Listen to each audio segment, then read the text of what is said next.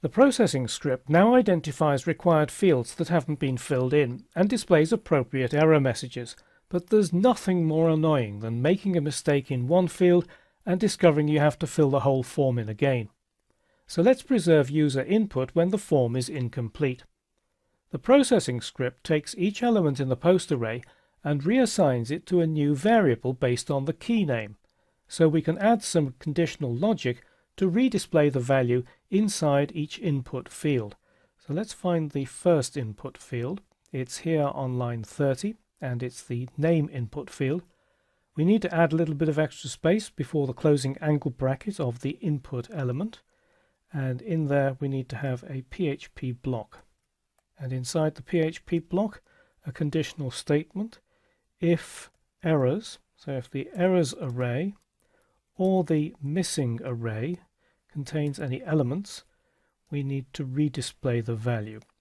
So echo, and then I have a double quoted string, value equals, and then the attribute value needs to be in quotes. Rather than escaping double quotes, I'm going to have a pair of single quotes in there and then put the variable between them. So it's the name field that we're looking for, so it's name. Now before editing the other input elements, I think it would be a good idea to save this and test it in a browser. So here's our form, and let's say that Conan O'Brien wants to get in touch. And if we click send comments, the value has been preserved, but it's truncated. We've got only Conan O. To understand why, right click, view page source, and the opening single quote here has been matched with the apostrophe, which is the same as a single quote. So Brian is completely ignored. And even if I'd escaped double quotes, the same problem would arise with text input that contains double quotes. So before displaying unfiltered user input, we need to pass it to a PHP function called HTML entities, which converts certain characters into their equivalent HTML character entity.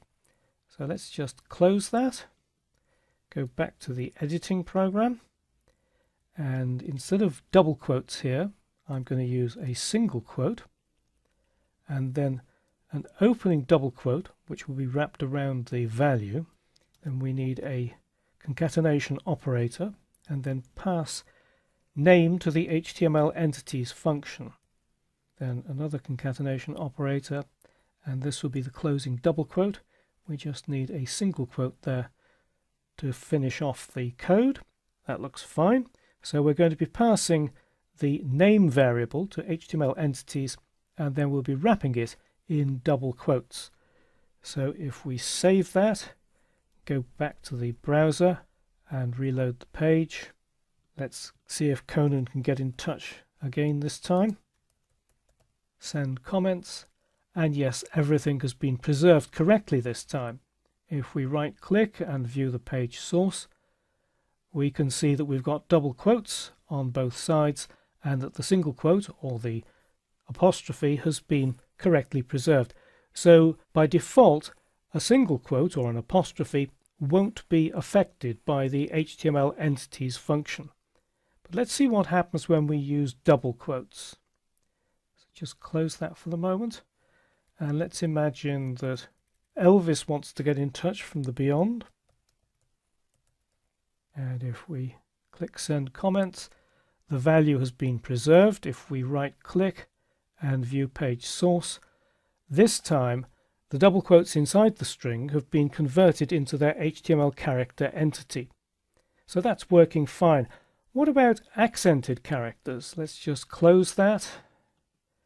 And we seem to be attracting a lot of celebrities.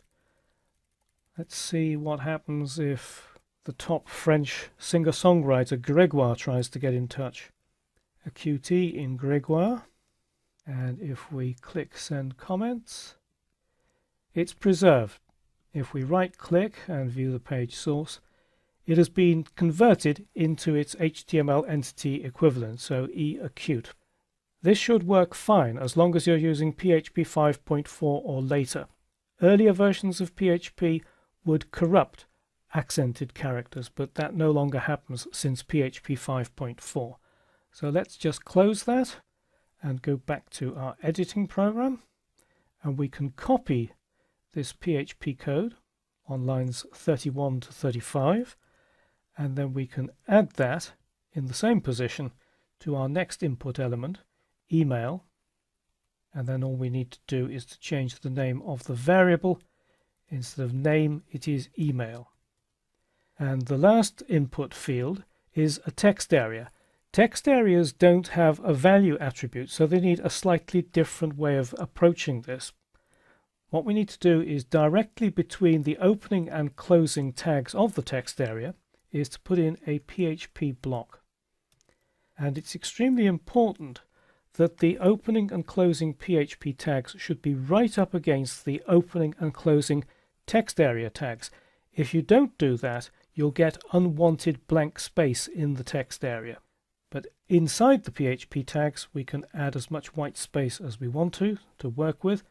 So we'll have if errors or missing, and we don't need a value attribute, we just need to echo HTML entities and then the variable. In this case, it's comments.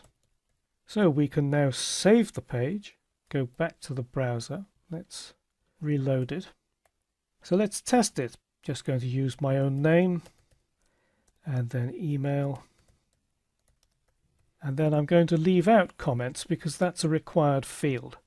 So if we click that, it says please fix the items indicated. I forgot to add any comments, but my name and the email have been preserved. And just to prove that I'm not cheating, let's just get rid of my name and then have a comment in there and click send comments. And this time it's preserved the comments, but it's asked me to enter my name. So that's how you preserve user input when a form is submitted with errors. Before redisplaying the values passed through the post array, you need to pass them to the HTML entities function, which converts many non-alphanumeric characters to their equivalent HTML character entities. By default, single quotes are left unchanged, but double quotes are converted. In PHP 5.4 and 5.5, the function defaults to UTF-8 encoding, making it safe for accented characters and languages that use non-alphabetic scripts, such as Japanese and Chinese. In PHP 5.6 and later, HTML entities uses the server's default character set, but unless it's changed explicitly, that's also UTF-8.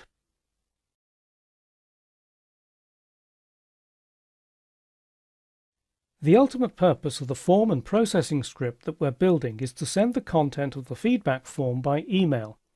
Unfortunately, online forms are a target for malicious attacks, and the most common type of attack is known as email header injection.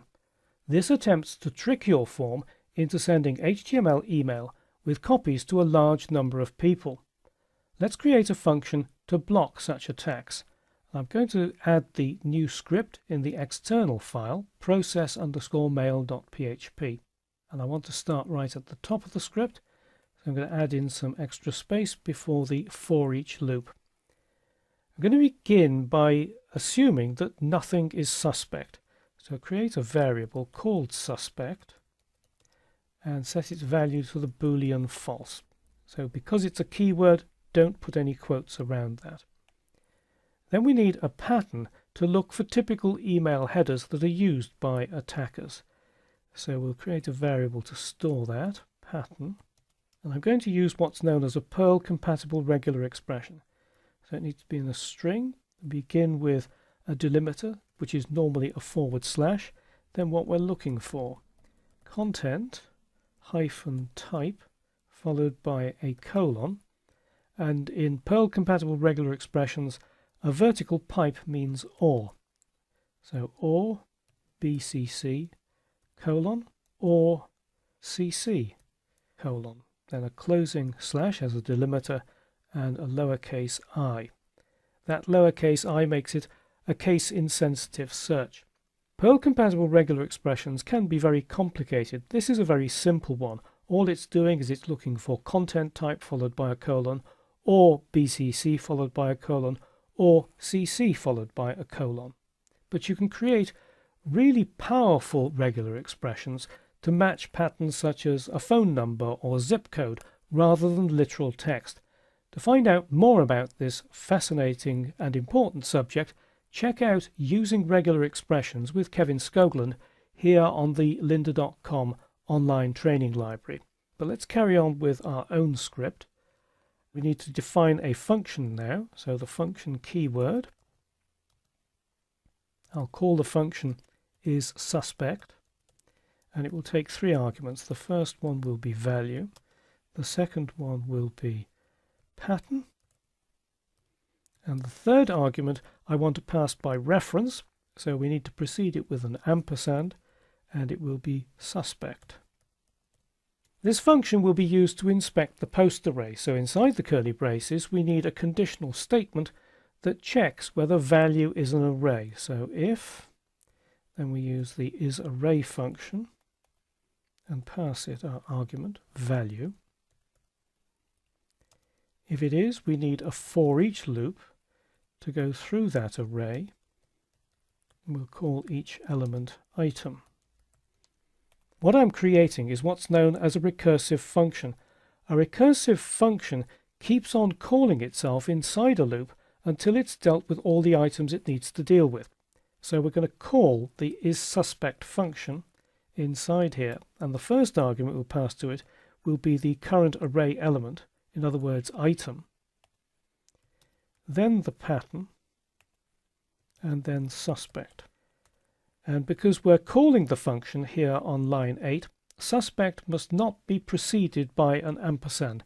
It's only here in the original definition of the function, when we're passing it by reference, that you have the ampersand. So eventually the first argument that's passed to isSuspect will no longer be an array, so we'll have something that we can actually deal with. We'll deal with that beginning on line 10 in an else block. And we're looking for a match against a Perl compatible regular expression. So if, and we use the preg match function that matches against a regular expression. The first argument is the regular expression, so that's called pattern in our case. And the second argument is the string that you want to match against that pattern. So in this case it will be value. Preg match returns true if it finds a match. If it does, we want to change suspect to the Boolean true. That completes the function definition, so now let's use it. So I'm going to add some extra space here after the function definition, and we'll call isSuspect, and the first argument that I'm going to pass to it is the post array, and then the second one will be the pattern that we have defined, and the third one is the suspect variable that was set on line 2 to false. And this will go through the post array, and if it finds any suspect phrases that are in that pattern, suspect will automatically be converted to true, so we want to prevent the rest of the script from running if it is true. So if we've found an attack, we want to stop it, but if there is no attack, we want to continue. So a conditional statement, if, then the logical not operator, which is an exclamation mark, and suspect. And then we'll use the alternative syntax for conditional statement, so colon there, and then after the for each loop we need to have end if and a semicolon. And let's just indent everything so it's a little bit easier to see. So here on line 19 we're using the logical not operator, which reverses a Boolean value. So if suspect remains false, that means we haven't found any suspect phrases in the post array, and not suspect will be true, so that will allow the processing script to continue. But if we have found any suspect phrases, the processing script will not continue. And if that happens, we need to display an error message in the main form.